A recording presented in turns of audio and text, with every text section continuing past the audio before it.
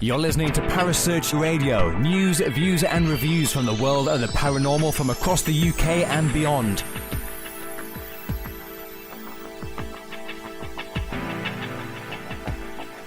Find us on Facebook, Twitter and the World Wide Web. Parasearch UK Radio.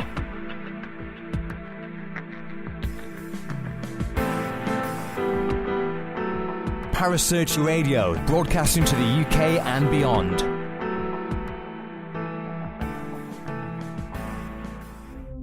The views and opinions expressed by presenters and guests are their own and do not necessarily reflect the official policy or position of Parasearch Radio or its affiliates and sponsors. Listener discretion is advised.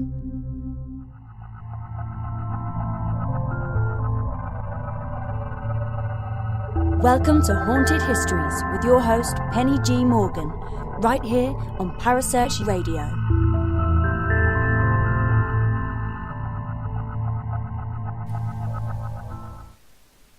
Hello everyone, just a very quick little intro for you tonight as I want to get rolling on the very good interview that we've got with our friend and frequent flyer with Haunted Histories, Mr. Richard Estep. Looking forward to you hearing the interview that we did with him on Malvern Manor and why I called the show The Devil's Coming to Get Me. You'll find out shortly, don't worry. Hi Kerry. Now, yes, it's Haunted Histories. Yes, it's 9 PM on a Wednesday. And yes, I'm your host, haunted hostess with the mostess, Penny G. Morgan. Now, as a history buff and a history lover, I want to say, well, it's Anzac Day today, the Antipodeans version of our Remembrance Sunday. So today is a day when we remember everything that the Australian and New Zealand forces have done, laying their lives down to protect, well, us in a lot of the cases. Things like Gallipoli and all those kind of things. Horrific things. Hi, Richard. So, today is Anzac Day, and I suppose, I can't really say Happy Anzac Day, but you kind of get what I'm trying to say. I was lucky enough to do a brilliant investigation last weekend with Fright Nights East Anglia at a place called Landguard Fort in Felixstowe. If you ever get the chance to go and visit it, do not pass up the opportunity. This place is amazing. It's massive, and you really don't get quite how massive it is until you go through the doors to get in. It's amazing. Seriously, it's phenomenal. So even if it's not an investigation that you're doing there, just if you're in the area, do yourselves a favour, go and have a look. And I think it's somewhere that kids and adults would enjoy.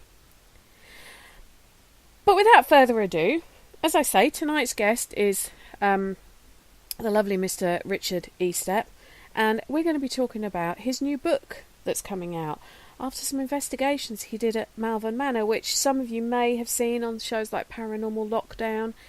And you will also hear that it has a bit of a link with a previous guest on Parasearch, Mr. Johnny Hauser, and a previous place we've covered on Parasearch, actually on Haunted Histories for that matter, the Villisca Axe House.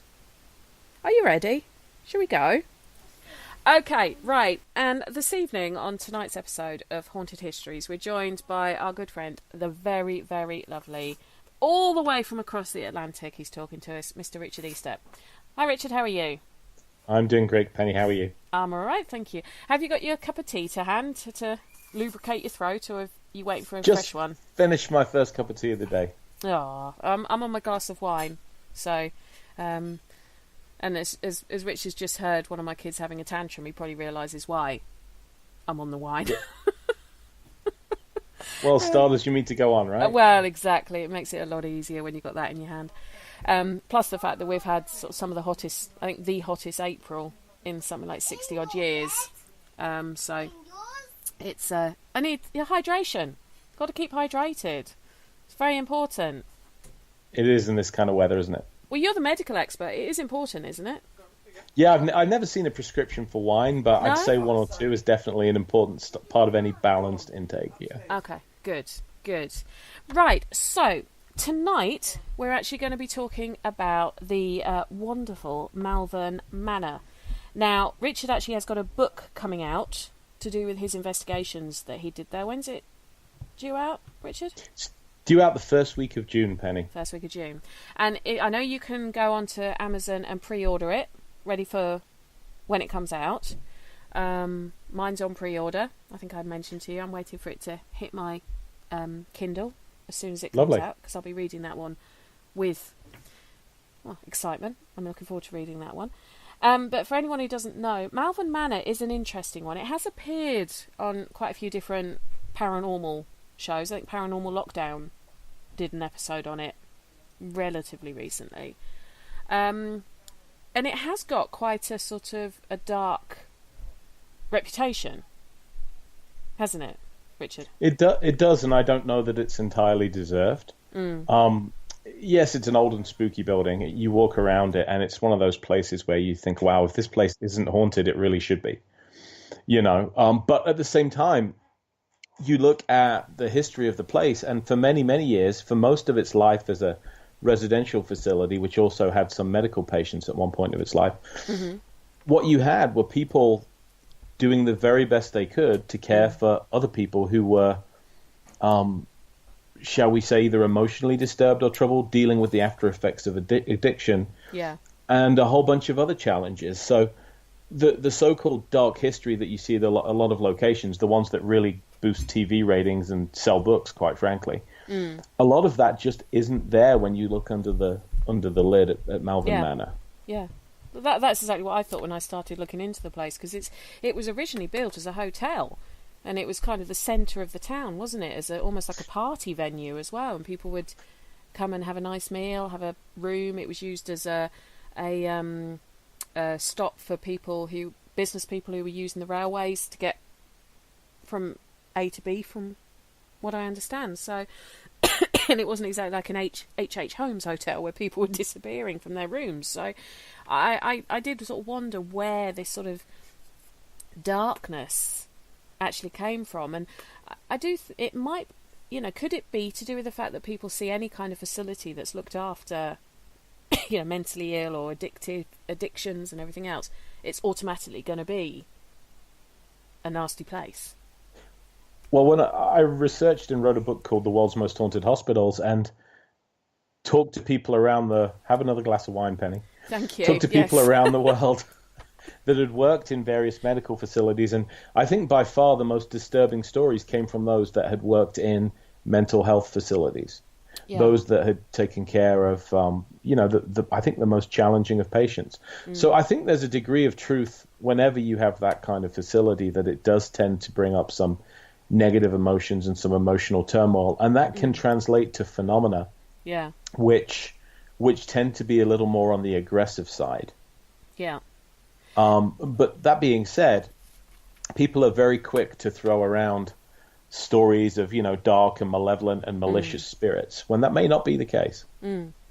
Or the demon word. The demon. It's got to be a demon. The wonderful, the dreaded D word. Yeah. So, talking about sort of different entities and things that are sort of synonymous with Malvern. One of the things that did make me chuckle when I was reading some of the bits of the book that you kindly sent me to have a read through before we did this interview was the fact that you did actually have to, in the book, you do have to get your Star Wars reference in there. For anyone who doesn't know, Richard is a big Star Wars fan. In fact, I'm looking at his Skype profile picture, and it's of a stormtrooper doing intubation on, I think it's a dummy. I'm presuming it's a dummy that you actually intubate. That's me intubating a patient, yeah. Oh, is it a real patient or a dummy? No, it's a dummy. It's otherwise there'd be some real issues. It's May the 4th, which is Star Wars Day. May the 4th be with you. Okay. So okay. The poor folks that work with me kind of suffer my craziness every May the 4th. Well, Richard did actually compare one of the investigators, I think it was Eric, to Luke Skywalker in his bearded, robed phase. I think was what you put in the book. And that did make me chuckle. He does look just like him, but by far the bigger distraction with Eric, who's a great investigator and a good friend of mine, is that he sounds exactly like Brian Griffin from Family Guy. He sounds exactly like Seth MacFarlane doing Brian Griffin's voice. Can he do any of the other voices? No, and he's not trying. It's just his natural voice. So we've got Brian Griffin, sort of, cross. And he's an author, Skywalker. Penny. You should have him on the show. Yeah, okay. He wrote a great book. I encourage you and your readers to look at, called Supposedly Haunted. Okay. Where he looks at some of the haunted locations he's investigated over his career. He'd be a great guest for this. Okay, cool. I'll make a note. I've just written that down as you're saying it. So, well, that did make me chuckle. The fact you got the Star Wars influence into there. But you also mentioned about Josh, the chap who runs the place, looking like Kiefer Sutherland. He really does. It's kind of distracting. So, I mean, did anyone look like Carrie Fisher? No, unfortunately not. No? Unfortunately, like Princess Leia? Okay. No. Just Josh is Kiefer Sutherland, which is, you've got 24 hours to investigate this place. In real time. Yeah, in real time. Either that, but I think of more Kiefer as Lost Boys. See, that's my one. He's Lost more Boys. of a Jack Bauer Kiefer Sutherland, to my mind. The sort of weathered, kind of hard nut, sort of non-vampire. Yeah, he'll probably love to hear that. Non-vampire, weathered hard nut. Yeah, exactly. But he's kind of he's the resident expert on Malvern Manor. He's one of the co-owners, but he's also a guy that I love him. He hired a private investigator to investigate some of the backstory of his location, which I thought was cool. Once he'd done his own research, he hired a PI and said, "Go find out everything you can about this building." Brilliant. Shows the level of dedication that these sort of places really need, doesn't it? Well, it does, and you can sort of debunk some of the facts urban legends that start permeating, of which one we're going to talk about first, I think, because that leads us on to one of the big ones that most people have heard of, who've seen a programme on Malvern or have read anything about it, is of the 12-year-old girl who hung herself, Inez Gibson. Inez or Inez, yeah. Yeah. Now, I'd heard of her.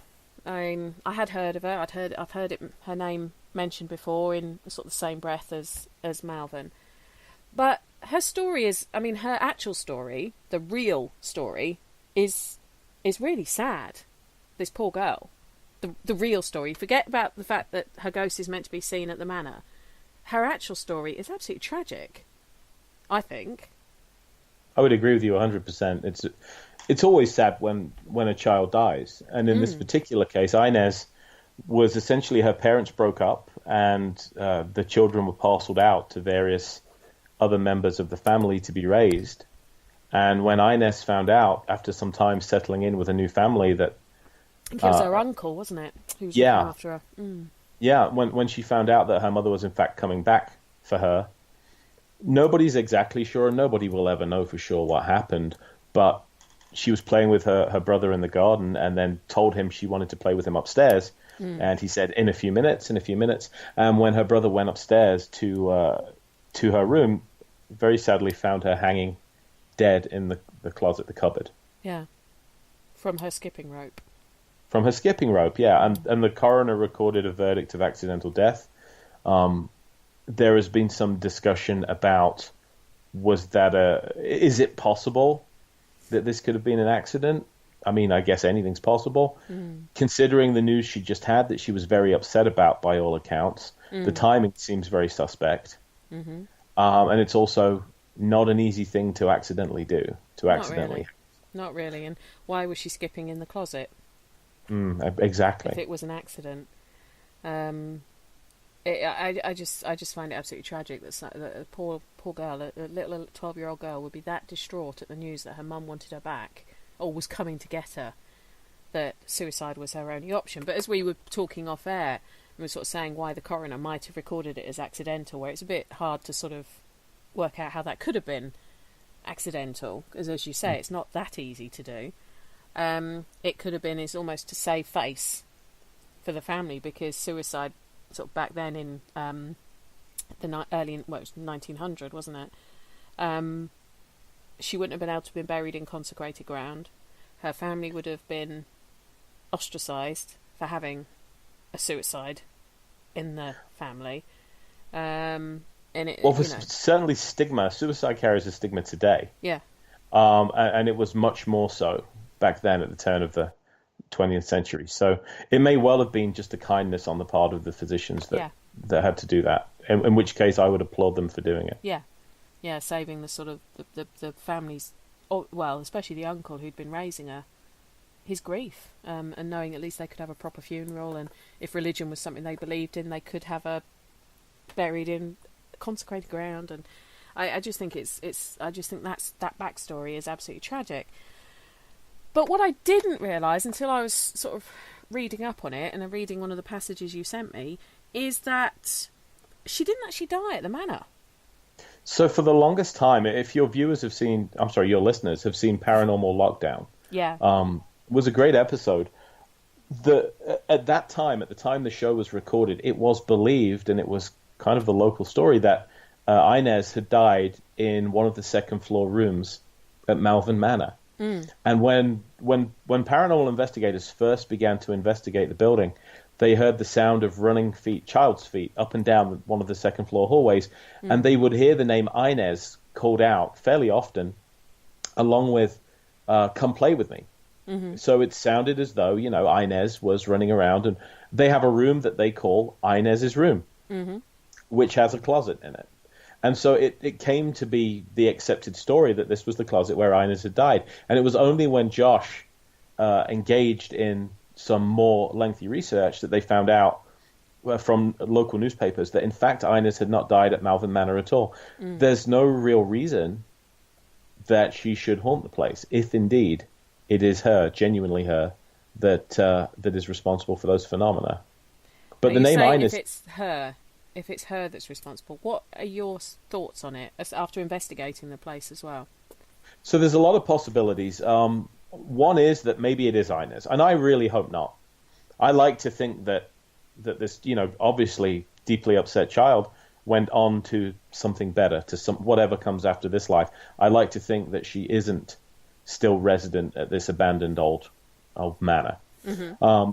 I know that some investigators, and remembering that I live and work primarily in the US, which is a lot less secular than the UK, many American investigators of a more religious persuasion will say that darker entities tend to masquerade as children in order to earn trust and gain sympathy. So that's a possibility. I couldn't say yes or no. But to me, it's also possible that a thought form has been created. And I'm sure that many of your listeners are familiar with the Philip experiment, in which a bunch of Canadian investigators basically got together and attempted to manufacture a ghost, and did so with some degree of success. So I know that the story of Inez has been told over and over again at Malvern Manor to visitors, to guests, to people that come in and investigate the place. And I think as that story is told over and over again, it may be that somehow that has created a thought form that answers to the name of Inez and acts like a young child might. It's an intriguing possibility. Could it be that she'd been to a function at the hotel when she was alive? It's entirely possible. I mean, Malvern Manor was as much a community centre. Malvern's a very small town. I mean, for the British listeners that you have, we all grew up on those American movies where you have small town USA with its one main street and its one petrol station, and it's one. That's Malvern. Right. I mean, that's exactly what it is when you go there. It looks like everything we saw in movies set in American small towns. So it would have been the biggest place in town at the time it was up and running. And they did used to have private functions and parties and events there. It's entirely possible that Inez would have visited. Yeah. I'm just wondering if maybe the reason she went back there is because she had fun there at some point, or she enjoyed herself there. And I think you mentioned this in the book, that some places can be almost perceived to be a beacon for spirits. A lighthouse, if you will. Yeah. Yeah, I think that's certainly the case with some locations that seem to attract spirit entities to them. So part of me almost hopes it is her and it's not someone masquerading as her. But then the other part of me hopes that she's off playing with her dolls and somewhere else and is happy now. I'm not really sure, but I just find the story itself tragic. The real story behind what happened to the poor girl, being that distraught at the thought of going back to her mother, that she, possibly she hung herself at 12 years old. It's just... Well, whatever is the truth of it, and we will never know. No. But it's a tragic story no matter which explanation you buy into. Yeah. And one of the things that I read, that I think it was Josh that had said this, is that there is quite a negative entity at the manor that feeds off the fear of visitors. I think, would he have been alluding to the Shadow Man? So probably, maybe. We experienced this ourselves, as you know, because we're friends on Facebook. I have social media diarrhea. Like, I'm always posting whatever I'm up to. I'm one of those people that becomes really annoying. I'm amazed more people don't unfollow me because of the stuff. I'm going out now for a pint of beer or something. Anyway, so I posted all the Malvern stuff, and one of my friends who really hadn't heard of Malvern sent me a message and saying, I don't know what that place is, but I'm getting a really bad vibe. I am convinced that there is a dark negative energy there or something that really does not want visitors. Mm-hmm. And I thought, well, number one, it looks old and creepy. Mm-hmm. Number two, I mean, that's a very subjective thing to say. Mm-hmm. And unbeknownst to me, the team I was with, they're called AAPI, the American Association of Paranormal Investigators, great bunch of investigators. They had been a year before to Malvern, and when they'd come back, they'd shown some of the photographs of their visit to a sensitive that they use on certain cases, and the sensitive has said, oh, there is something really dark and nasty here that doesn't want company. Yeah. So that was kind of interesting that two independent sources that had never met or talked to one another would say the same thing. And multiple visitors to Malvern have also said this, that there appears to be something unpleasant. Okay. And we did experience it for ourselves. Two of the investigators up on the second floor were standing in what's known as the captain's hallway, because Captain Cullers, the gentleman that was one of the original owners, not the builder, but one of the original owners of the hotel that became Malvern Manor, he's well known to be active in that hallway. And according to Josh, he does not like having paranormal investigators in. He doesn't appreciate what it is that we're trying to do. So he tends to be disgruntled, and yet not out and out unpleasant or violent. Yeah. Well, these two investigators were tail end Charlie. The rest of us had just headed downstairs. They're following up the rear, just taking some photographs and walking a lot more slowly. And all of a sudden, they both at the same time feel what they describe as almost a sensation of pins and needles, as if the air ionization has suddenly increased. Yeah. And they feel what they describe as some kind of very unpleasant sensation of there being an energy field around them. And again, it's completely subjective, but these are not two investigators that are given to flights of fancy or anything along those lines. And they could feel this presence behind them, basically pushing them, not physically, but basically right behind them, pushing them down the stairs to the ground floor and away from the first floor. And they said that as soon as they descended to the ground floor, it stopped. The sensation just disappeared. It stopped about halfway up the staircase. Right. And they got the sensation that it was something very dark, very nasty, very angry, and it did not want to share its space with them. And this is a report that, thanks to the Malvern Manor guest book, where visitors are encouraged to leave in a log notes about their experiences there, this is something a lot of people have reported. Being pushed away from floor 2? Well, something dark and unpleasant on floor 2. Okay. And in the attic primarily also. Okay. So that could be the captain, sort of, you've not paid your bill, so to speak. You're not staying here, almost, that kind of thing. Because I know there was also a report that there was some blood stains or something on the wall of room there are. 24. Well, and the corridor outside at what's called the captain's corner. Yeah. There are a number of blood stains on that wall, and nobody knows how they got there. Yeah. Okay. Could scrape a bit off and send it off to CSI.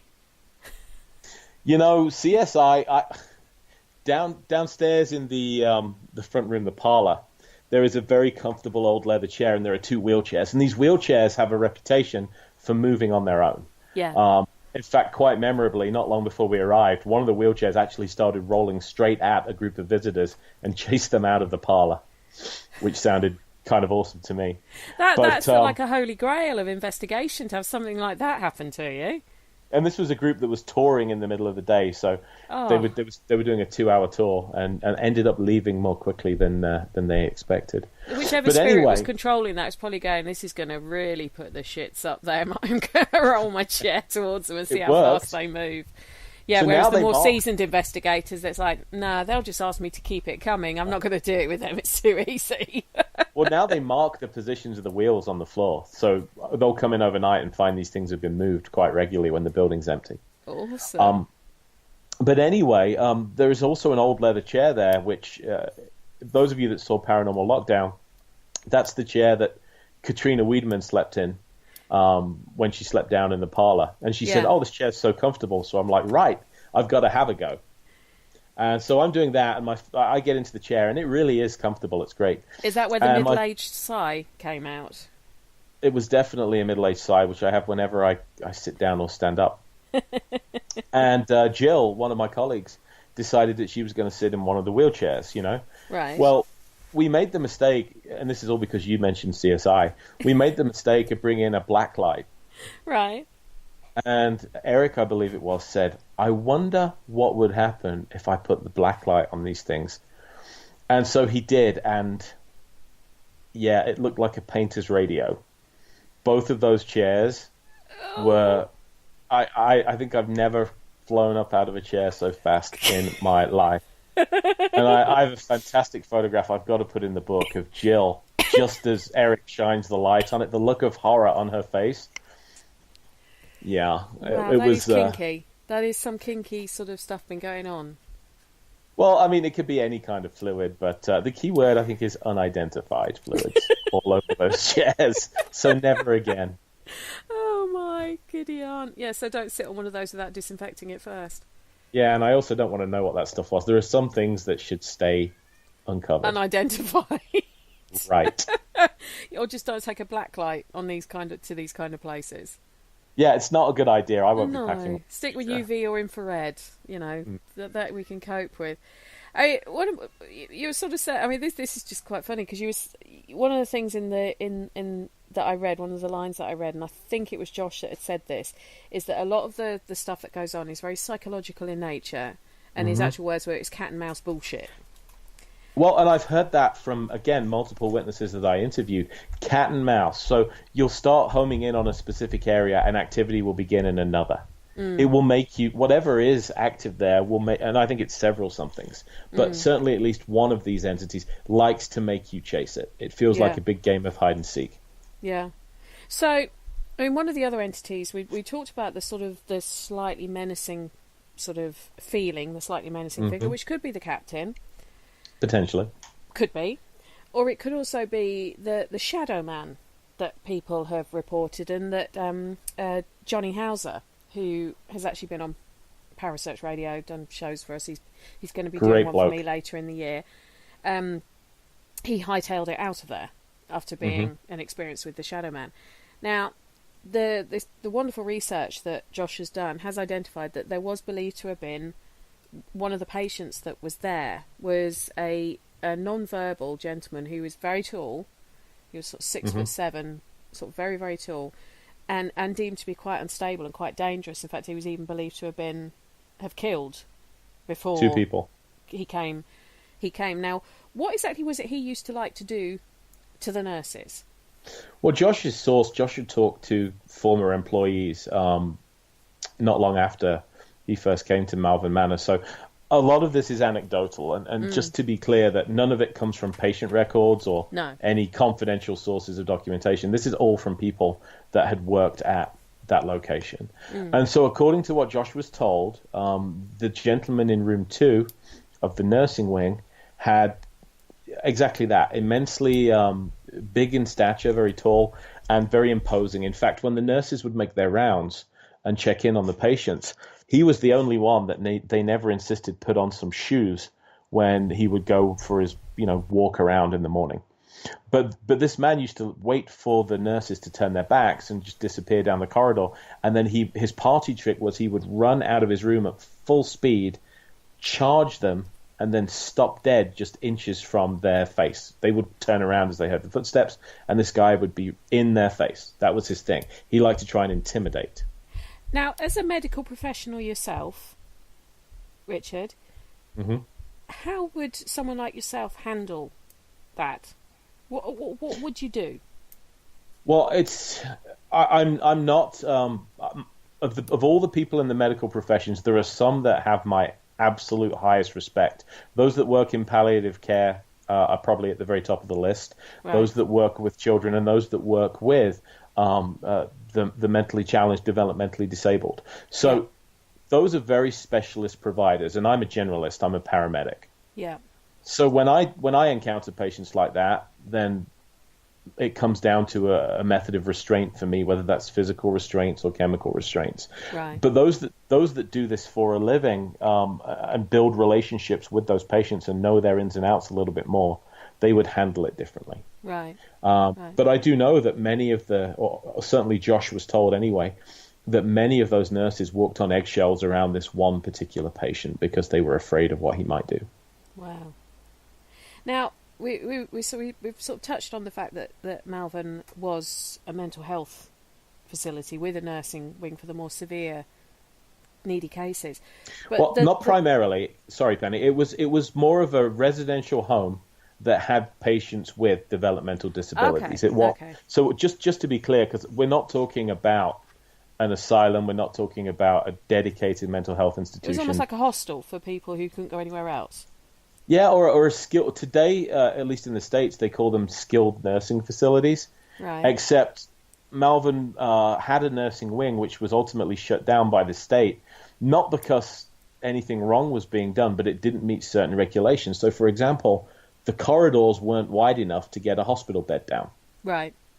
So, that was why it then moved away from the medical side of things, the nursing side of things, and then took in folks that basically needed constant around-the-clock supervision. Okay. So but the residential lady who ran it was meant to have been a very kind-hearted, warm, generous... And, I mean, I think people that do that, and she did this for decades, became her family business, I believe. You must have the patience of a saint to do that job. And I don't believe that anybody gets into that for the money, or at least if they do, they don't stay in it for that long. Yeah. Because it's extremely challenging work. It's extremely tough to deal with. It's emotionally fraught for the caregivers, But at the same time, there was, by all accounts, an immense family atmosphere at the home. I went with my team to grab lunch, and I talked with the waitress, who was a local, and she said, "So, are you guys staying at the haunted house across the street?" And I said, "Yeah, we are. What can you tell us?" And I'm hoping to hear some great ghost story. And she said, "Well, I remember those people," and by those people she meant the residents. She said, "I remember those people wandering around the town, and they would come in and eat, and they were always the nicest, sweetest people, and those that cared for them the same way." So the one message I think about the history of Malvern I would love to put out there is that it had a real family atmosphere. And it wasn't an abusive kind of not based on what I know. Now, maybe I'll stand corrected one day, but I don't think so. Yeah. I think it's a common assumption people seem to make that if it was a place that was dealing with members of society that some people would rather didn't exist, abuse has got to have gone on. But that's right, and I think as a society, we don't do well just generally in the way we take care of our elderly people, the way we take care of those with addiction and substance issues and so forth. We struggle with that, mainly because I think it's so expensive. But Malvern Manor, or what we call Malvern Manor now, was the kind of place where if you had nowhere else to go, they would take care of you, which I think is a wonderful thing. Yeah, no, I agree. Now, the book itself is called The Devil's Coming to Get Me. Mm-hmm. Yep. Why? Which so it implies, I know, all things demonic and devilish and terrifying. I do actually know the answer to this. Yeah. But I'm letting you talk. The reason I picked that title, number one, the truth is you need a title that's going to grab the eye. Yeah. But there was a patient there named Grace or Gracie, and her room is still regarded as one of the more paranormally active parts of the building. Which room is that? So I don't know about the number, it's on the ground floor, right. And it's on the hallway that leads to the nursing wing, and everybody just refers to it as Gracie's room. Mm-hmm. Some of the rooms there, by the way, just as an aside, they're referred to by the personalities that inhabited them rather than just the room number. Okay. Which just, people do that, don't they? It's a convenience to talk about Gracie's room or Hank's room or whatever. So Gracie had multiple personality disorder, which meant that she had, according to the employees that Josh spoke with, 13 independently documented personalities. Wow. So she was this sweet old lady that she would sit in her room, and the nursing staff would hear a gravelly man's voice over and over again. It would be saying the same thing: "The devil's coming to get me. The devil's coming to get me." And if you were new there, you'd be like, "Who is that guy in Gracie's room?" They would go check, and of course, nobody was there but Gracie herself. Yeah. Wow. So I thought that was a very catchy title, honestly. Yeah. And her habit of repeating that phrase over and over just kind of stuck with me. I mean, it from a sort of being a researcher myself and looking for answers, it would be intriguing to read more into Gracie as to possibly why she had, dissociative identity disorder or multiple personality or whatever term you want to call it, because I do know that one of the psychological beliefs is people get this because they've had a major trauma. An emotional trauma. And their brain sort of fragments into other personalities to help them cope with it. I mean, 13 is a hell of a lot to have. I mean, numbers in the 20s have been reported. So just speaking generally, because again, I wouldn't delve into her personal. No. I don't know what happened to Gracie, and I'm not going to pursue it to find out because it's not my place to. It would be interesting if it was out there. You're right, but generally speaking, multiple personality disorders, it's believed to be kind of an effect of a severe emotional trauma, and absolutely the brain fragments the personality into compartments. It compartmentalizes what's happened in an attempt to process it. And I mean, if one of her personalities thought the devil was coming to get it, because I think it was the male voice that used to say it. It was a male personality that used to say it. It was one of the male personalities, yes. I just wonder what kind of turmoil that personality was going through, thinking that the devil was coming to get them. Well, and we talked earlier a little bit with Inez about thought forms, and I to this day don't know what happened to Gracie, if she is alive or is not, but certainly something has imprinted itself on the atmosphere of Gracie's room. It's one of the more active at Malvern Manor, right. And it makes me wonder, could those distinct personalities, could a number of them somehow have imprinted on the environment? Could we be dealing with... It's tempting for us to write off ghosts as being the spirits of the dead, discarnate entities, those kind of things. That's our go-to assumption, isn't it? So much of the time. Well, those multiple personalities, do they either survive death, or can they imprint themselves somehow on the environment of a location?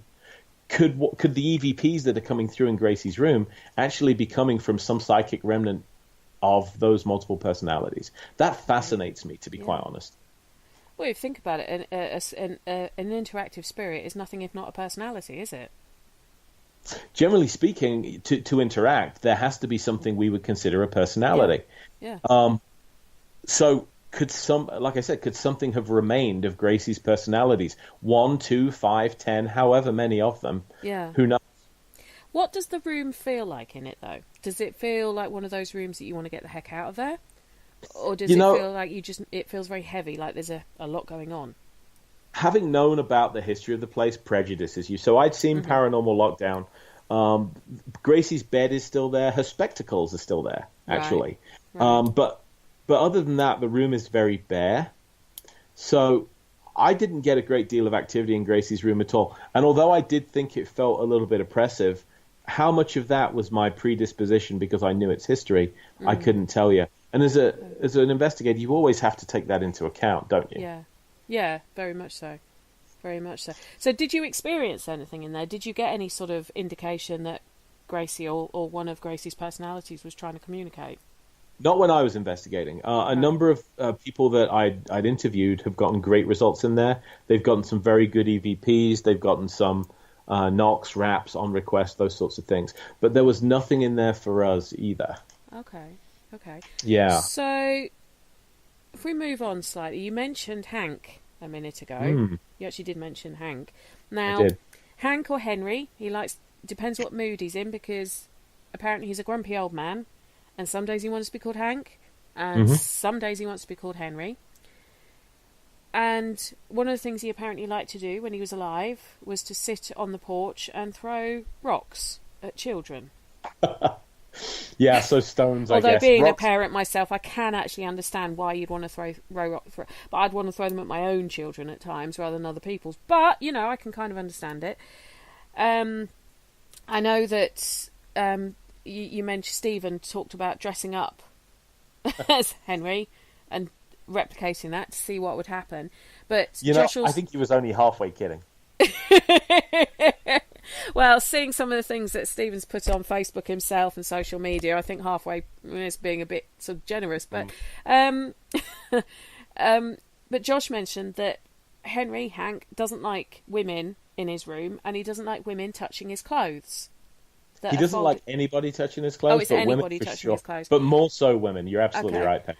And it almost looked like the challenge went out to the female investigators who were in your group on that one. So he really is it sounds like to me anyway, the archetypal grumpy old man.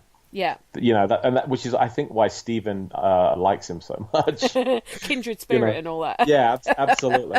So, again, according to Josh's sources, that he would sit there on the front of the manor. There is a nice deck which is sheltered from the sun and to a degree the weather, the rain.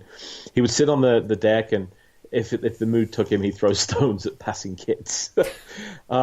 Which shouldn't be funny, but somehow really is. It is actually, yeah. Yeah. And again, was regarded as being very cranky. So his room is up on the second floor. It's very close to the main staircase. And again, I don't know what happened to him when he moved out of the facility, but there is a chest of drawers there with a bunch of his clothes still in them, folded neatly in there. And we've been warned by Josh that the surest way to get a response from him was to mess with his clothes. And so Jill, one of our investigators, started taking his clothes out and folding them up, refolding them. And she was saying, oh, Hank, I notice you have a woman folding your clothes here. I am great at folding. I could fold these way better than anybody else. She was really just kind of laying it on. Didn't get anything at all. Well, I'm going to say didn't get anything at all in the early stages. Things changed as time progressed. I'm getting to that. Okay. So then we had the smallest person possible, Connie, who she was super happy with Gracie's room because I pointed out that the last person to lounge on that bed that we knew of was Nick Groff. She has kind of a Nick Groff crush, which led to a discussion between her and Eric about the perfection of Nick's beard, strangely. And they didn't blacklight that bed then? Probably for the best. Yeah. But anyway, Connie actually put on some of his clothing, wisely avoiding the underwear, I feel. And again, we got nothing other than some EVPs. We got some pretty interesting stuff come through the spirit box. Right. Which was, again, a little grouchy and cantankerous. But we got the name Hauser several times, which you mentioned Johnny Hauser earlier, and we'll get back to Johnny later on. So that was interesting, and we would involve Johnny with our investigation into the Shadow Man. But anyway, a night after this, we are all again in Hank's room, just standing around doing some EVPs, and all four of us, there were four of us in there at the time, watched the door close itself on us. Went from being all the way open, and all of a sudden it just closes itself in front of our eyes. Right. None of us can believe it. And so, of course, then you try and replicate, Bear in mind that we've been in and out of that room through the course of the week. The door had stayed open, and then we just happened to be in there, and all of a sudden it pushes itself closed. Nice. Okay. It was fairly low key, but at the same time, we could not make this door close. I weigh close to 300 pounds. I'm jumping up and down trying to make this close itself. And it wasn't on one of those automatic, the automatic closing hinge things Nope. that you can get. Nope. None of those. Nope. So I'm jumping up and down, and my biggest worry is that I'll go through the floor, not close the door. But once that door's open, it stays open. So it closed us in and shut us into his room, which was a little bit eerie. It wasn't, but then he obviously agreed that Jill was folding them up better than he could. Well, this was actually the night afterwards. The night that we tried to stimulate his activity by touching his clothes. And I also had talked to other investigators, and they've had those drawers open themselves. Mm. There was one instance in which a group of investigators said, "Hey, I'm borrowing your socks, Hank. I'll bring them back later if that's okay." Took a pair of socks, closed the door, used them as a control object, came back, and that drawer, is wide open. So the drawer's all the way out of the chest of drawers. Things like that. Interesting. The attic. Okay. I was going to say, we haven't finished talking about the Shadow Man yet, have we? I don't think. But we can talk about the Shadow Man a bit more if you want to. Let's do that for a minute. Okay, go on, okay. Shadow Man. Because this really tacks on to the fact that we got the name Hauser coming through our spirit box. Johnny Hauser, as you said, great guy. Yeah. Really looking forward to hearing him on your show. He's a wealth of information. But he's perhaps best known for his connection with the Villisca Axe Murder House. Yes. Now, Villisca is about an hour's drive away from Malvern Manor. Right. And for those that don't know, and we won't talk about it too much because there's a whole show coming on that, but an entire family was butchered one night by an unknown perpetrator. We actually did a show on it with Three Girls in the Dark a couple of weeks ago on Villisca. And we talked about, because Gina went a bit nuts carrying an axe. Mm-hmm. She had to be escorted out of the building. Yeah, with an axe? I would have been very... They took an axe to Villisca? She picked up one that was in... Oh, there's one in there? I believe so. Or she found it outside or something, and she just rested it in the kitchen to see what would happen. And she can't remember what she did. She said, I've got, I thought it was a matter of minutes, but apparently it was near an hour that I was rampaging around the house. Sounds ominous. It does, doesn't it? Yeah. But anyway, so it's this very famous murder house. Mm. And Johnny lives next door, so he also is kind of the custodian of the house. Right. So if you saw Paranormal Lockdown, Johnny has some kind of connection with Malvern Manor, which he has no idea what. Mm-hmm. But Nick and Katrina brought him in to see if he could stir some stuff up, and they got Johnny Hauser, the words Johnny Hauser coming through there. I want to say it was a geoport as well, but one of those spirit boxes. So it was kind of interesting, and he seemed to stir up some activity. So Johnny was not available to come join us because it was date night. He owed his wife date night on pain of death. So, and his whole weekend was busy, but he said, what I can do is I can phone in and we'll see if we can, drum some activity up. We'll see if my voice does anything. Yeah. So we did a session in Hank's room with him, calling out to Hank. And again, this was the night before we got the door closing on us. So it may be that Johnny calling in was impactful. I don't know. But Johnny's the guy that was chased out of there by this shadow figure. Yeah. And what fascinates me is that as we're asking Johnny questions, he's sitting in the Villisca Axe Murder House waiting for the group to arrive for the night to start their investigation. He's all alone in the house. And as we're asking him questions, especially pursuing one of the theories that the murderer of Villisca, it's often theorized, came in on the railroad, that it may have been a homeless person, a drifter, call it what you will. Yeah, transient, something like that. That's one of the... I know there was one of them that they questioned quite heavily. That was a transient. Yeah. And one of the local newspapers actually said, and it's a very adroit phrase, said the devil got off the train at Villisca that night. Right. The devil himself.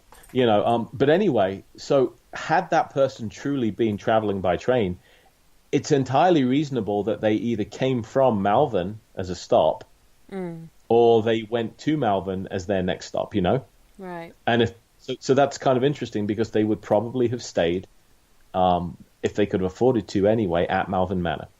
So Johnny's kind of very interested in this theory that the killer may have had a connection with Malvern Manor. And as he's talking and asking questions, he starts to hear knocks coming from upstairs in the Villisca Axe murder house. Really? Yeah. Which is kind of amazing, right? It's great timing. And it's as though something is making its presence known, or something is wanting to answer his questions, or something is wanting to be aware of him. I'm sorry. My wife just ran to the front door because she thinks there's somebody at the front door. It's me knocking on. I'm surprised the dog didn't, because that's normally what would happen to me if I knocked on something. The dog will run to the door. She's waving at me now, but she's not using all of her fingers. But it was kind of an interesting piece of timing. The following evening, we did some glasswork in the kitchen. Yeah. And I'm sure, I know you're familiar with glass divination, and I'm sure most of your listeners are too. And again, it can be a controversial technique, but I've seen some interesting results from it. Mm-hmm. And in this case, the entity we were supposedly communicating with was very insistent about there being a link between whoever committed those murders at Villisca and Malvern Manor. So Johnny Hauser and the Axe Murder House seem to have this big connection. Interesting. Yeah. Interesting. I have my own theories on Villisca. Oh, do tell. I want to actually talk to Johnny about these now that I've heard Johnny being the expert on Villisca, but I just don't think one person could have done it and kept the others quiet and in their beds. They couldn't have done it fast enough. I certainly don't. Think there was a second. I think there was more than one person. Murder. I think there was a different person killing the rest of the family as to what killed the husband, because of the way the husband was actually beaten to a pulp. So to what motive? And I'm going to Villisca in September. I can't wait. It's been on my bucket list forever. But I can't remember the names off the top of my head of all the people, because it was a while ago I did the show. But there was a local, I think he was a local senator or congressman, who the Josiah had worked for a while, who had left his employ to set up his own farm machinery business and actually took some quite big contracts off this guy. He was also supposed to have been having an affair with this guy's daughter-in-law, and this guy is meant to have absolutely hated him. Now, that would, to me, from a psychological perspective, give enough reason to beat someone to a pulp. But I don't believe the noise that they would have made, the axe would have made, because I know it hit the wall or the ceiling or something as it was being swung. In a house that size, it would have woken everyone else up. Nobody sleeps that soundly. And the fact that only one person is meant to have woken up, and that was one of the girls who was staying as a guest. Yes. It doesn't make sense to me that someone could have got around all those people without one of them waking up and moving. The fact that the wife was still in bed, the children were still in bed. To me, that either they were somehow they were sedated, something was put in their food to make sure they didn't wake up, or there was more than one person. Now, I'm wondering if this senator chap had something to do with it, and he actually hired somebody to do it with him. Because there was a guy, one of the suspects, who was actually arrested more than once, and the reports I read that the senator was one of the people fundamental at getting him released, because he wanted that Reverend Kelly to be found guilty. Now, Reverend Kelly was about 5'1" and like 8.5 stone soaking wet. I'm not sure he could have bludgeoned to death with an axe that many people, physically. And it's interesting because, again, we'll never know. No. Unless some new evidence comes to light. It's going to be one of those great mysteries, and I really am looking forward to spending a night at the house myself. I'm jealous. It's somewhere that's on my wish list one day, shall we say? But I just don't think it was done by one person, or there was factors involved. It wasn't these people were drugged or something, because I don't believe 2 or 3 people. Nah, possibly I could, but the fact was it 4 children plus the 2 house guests plus the 2 parents or something along those lines? I don't see how any of them wouldn't have woken up. I know Villisca is a very small location, very small house indeed. Yeah. So I just don't think it was just one person. I certainly don't believe it was Reverend Kelly, which is the one a lot of paranormal people say they've seen there. I don't believe it was him. I think one of the reasons he is sort of fingered for the crime, and when we are digressing slightly here, but one of the reasons he's fingered for the crime is he had mental health problems. He'd suffered a very severe breakdown as an adolescent. He was also a bit of a sexual deviant, and I think that's one of the reasons he was an easy target. I'm not saying he's innocent of everything, because he some of the stuff he did do from a sexual perspective was wrong, but it's the fact that the reports I read was that the father there was nothing left of his face. He wasn't just killed; he was bludgeoned. So that's got to be somebody who's got a real problem with him. Yeah, it usually does imply, doesn't it, with killers, that when they go for the face so exclusively to destroy it, that there's a very real personal grudge, that this wasn't a random crime. Yeah. So that's my theory on it. But I just don't believe how it could have been done with just one person, that many people, without any of them being hiding or being under the beds. Or, I mean, what we don't know is from a sort of an evidence perspective, if any of them were actually moved and put back in their beds or whatever. That obviously we don't know. We don't have the forensics then that we do now. But it just doesn't make sense to me that only one was reported as being awake as it happened. It's certainly an intriguing story, and yeah, I'm very much looking forward to Villisca. And when we go back, we're doing a paranormal road trip in September. Eric and Stephen and I. So we're going to hit Villisca. We're going to drop in and see Josh at Malvern, just to see how things are going there. We're hitting the Squirrel Cage prison, right, as well. And the main focus of our trip is the Farrar School, which would be another great haunted location to talk about. I've heard of that one. Oh, go look that one up. It's interesting. What's it called again? Sorry. Farrar, the Farrar School. Okay. If you ever watched a show called Ghost Stalkers, don't think with I recognise that one. No. John Tenney, and Chad Lindbergh. I don't think I've had that one over here. But yeah, look at the Farrar School. That's kind of interesting. We're doing a haunted road trip in September. Nice one. Anyway, we digress from Malvern massively. We did digress from Malvern. We tend to do that, listeners. Don't we, Richard, when we start chatting? We do digress quite a bit. The last room I want to look at is the attic. Okay. Now, I know some of the reports I was reading that two sort of female guests, sort of not investigate. I wouldn't call them investigators, but they were being shown around and they were allowed to sit up in the attic. They thought they saw a legless torso crawling from the attic space, the crawl space, towards them. That's right. And the attic's an interesting location. As soon as I was, one of the common reports from casual visitors is that they hear scratching in the walls, which is very H.P. Lovecraft. Well, that's an easy one to debunk. It turns out that the trees outside, they do scratch, especially as the wind picks up. And the big curse of my visit to Malvern was the fact that it was the classic archetypal dark and stormy night, which is great for atmosphere and it's great for energy. You know, we know that something about thunder and lightning seems to amp up paranormal activity. Yeah. But it meant that the attic itself, you couldn't hear anything. The noise contamination was so great. Yeah. So we did spend some time up in there, but I mean, our results were not particularly successful.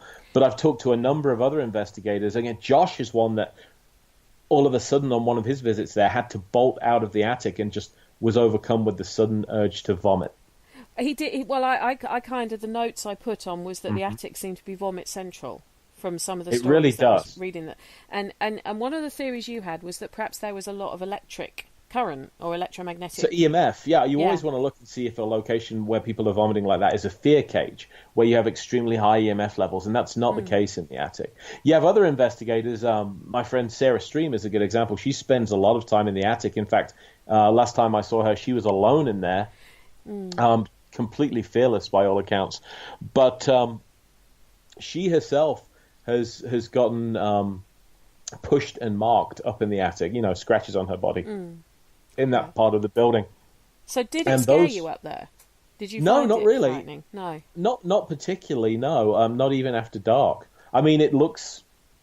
Malvern's had several fires, and you can actually see around the chimney and the roof where the charred remains of one of the former fires nearly burned the building down in that attic. So There's also a lot of booze up there because it's been said that whichever male entity, the legless torso, this guy, whichever male entity haunts that place, when you do spirit box sessions, when you do EVP sessions, when he's around, he tends to not want company. He's very, get the hell out of my space.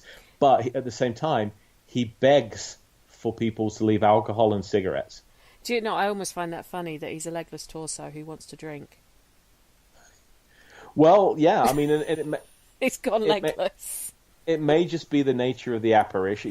We do see apparitions that miss heads and limbs and stuff purely because it's like the recording is wearing down, isn't it?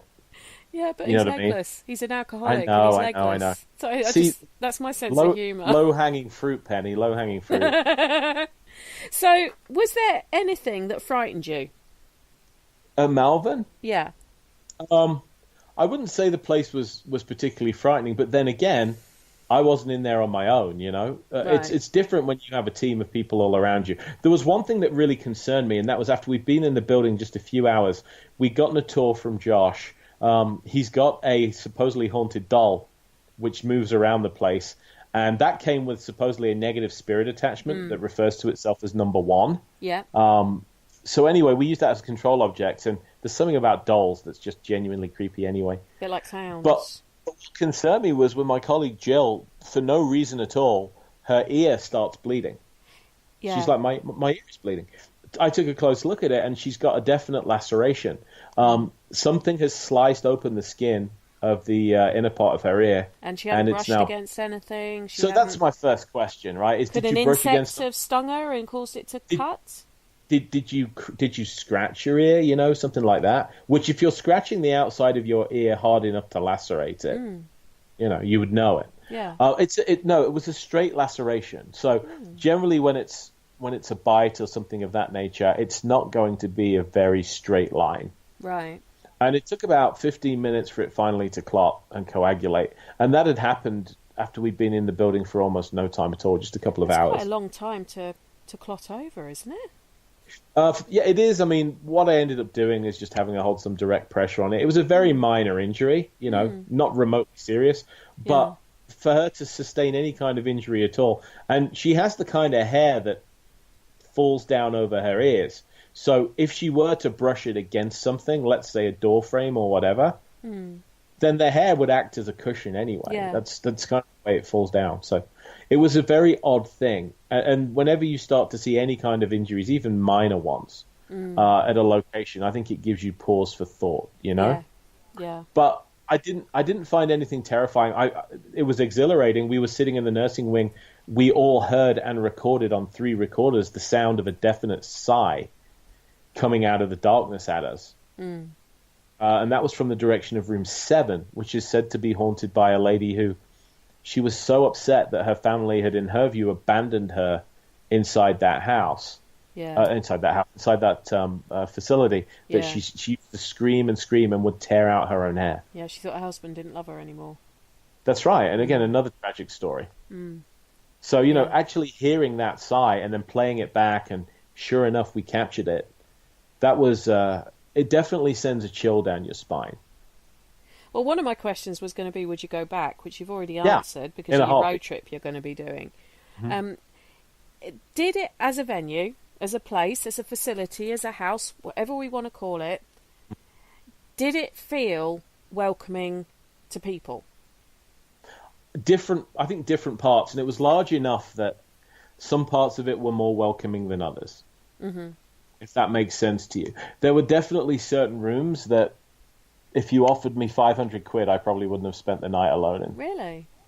Yeah, just something very off about them. There were others you could have given me a fiver and I'd have been quite happy. So it depends upon which part of the building you're in. The nursing wing genuinely creeps me out. Right. And there were certain rooms upstairs. But Hank's room I actually would have been comfortable in. Okay. I didn't think that was really an issue. I would have been okay in Gracie's room as well. You know why you'd have been all right with Hank? Because I'm a grumpy middle-aged turning towards old man. No, I was going to say you'd have been handing him the right stones that were going to hit the children. Yeah, there you go. We can just wait for some passers by. Yeah. but no, it's one of those locations that it's very active. under certain circumstances. And I think that when you're in there for 4 days, as we were, that gives you a nice chunk of time to get used to the natural rhythms of the building and when it should creak and, how the building settles and how the air flows through it. That's just long enough. And we got enough activity there that it made the trip and the investigation well worth it. Yeah. And I would not hesitate to go back at all. I just wouldn't want to see the manor portrayed as some, den of nightmare. Yeah, no, that's good. It's absolutely haunted, but at the same time, I mean, at least in my experience, it's not the kind of place that you should fear to go. Yeah. If I'm brutally, I don't think there's anywhere that I particularly fear, because even we were talking off air that I'm hoping to get to Australia next year and visit Arrowdale, and Arrowdale's got some pretty sort of scary entities meant to be there. But are they scary because they're genuinely out to harm you, or are they scary as they've still got the same mental condition that they had when they passed away with, and that's how they communicate? It's the way I look at it. It's with workhouses and stuff. I enjoy looking at the history of workhouses. I enjoy researching them. I enjoy visiting them. A lot of people think workhouses were barbaric. Mm-hmm. Not necessarily. You might have thought what was going on was barbaric looking at it in today's terms because you didn't understand it. Same as like we were saying about like the lady, and I can't remember her name, who actually ran Malvern as a kind of a hostel type thing for people who had nowhere else to go. Yeah. Because they kind of were falling through the cracks of other facilities almost. That to me is a very kind of benevolent thing. Not necessarily, the fact that some of these people probably couldn't be helped. The fact that some of these people maybe shouldn't have been there, like the 6'7" chap who used to chase the nurses. He probably should have been in a more stringent facility. But that doesn't necessarily mean that was a bad place. It just meant it was doing the best it could. Mm-hmm. So no, I agree, and I thank you for reiterating that. Oh, you're welcome. So I'm glad you're not scared of locations. You should come with me in 3 weeks to Fox Hollow. Do you know what? If I was over in the US, mate, I would, like a shot. Because let's be honest, Herb Bowmaster wouldn't be after me, would he? I'm the wrong gender. I'd probably not.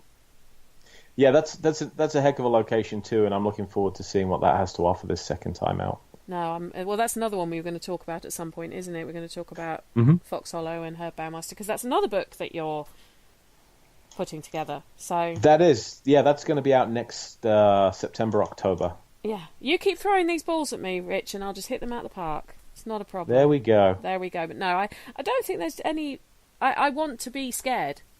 I genuinely want to go somewhere and be frightened. And it's not happened yet. See, I've no desire. I'm just interested in the story. I'm interested in the personalities, and I'm interested in the phenomena. And really, the fear or lack of it doesn't have much to do with that for me. I'm not trying to prove or disprove anything. I'm trying to get to the heart of the story. And when I write a book, hopefully that's what comes through. No, I enjoy your books. I think I've got most of them now in some form or another, digital or paperback. But no, it's something that I've said before. I want to get frightened at least once. I want something to make me actually swear and sort of back off. It's not happened yet, but there's time. I'm sure there's time. There's time yet, for sure. There's always time. Well, thank you so much for being our guest tonight, Richard. Sorry about the bit of a stuttered start when we had to restart the show because one of my children decided to throw the mother of all tantrums. That's okay. Very verbally as well. So Richard's new book that's all about Malvern Manor, and it's called The Devil's Coming to Get Me. You can order it now on Amazon to get it sort of sent through to you in June when it comes out. I would recommend doing that. It's a bit of a bargain price as well. It's well worth getting, as are all of Richard's books, because I've got most of them, or I've got them downloaded, and I enjoy reading them, and people I've lent them to as well have enjoyed them. So I'm spreading the love awesome. So they buy more. Thank you so much. I'm sure we'll be speaking to Richard again later in the year. He's got to shoot off now to one of his many day jobs that he does. But don't forget that Parasearch Radio has shows on 6 nights of the week. They can all be accessed after the event on YouTube and Spreaker. Go and check out our new website. We have our most latest show downloaded on there for you to listen to straight away. And you know the score. All that leaves me to say is have a good evening, sleep tight, and don't worry too much about things that go bump in the night. Thank you for listening. Don't forget to join us for more shows throughout the week. Find us on Facebook, Twitter, and the World Wide Web to keep up to date with all the shows right here on Parasearch Radio.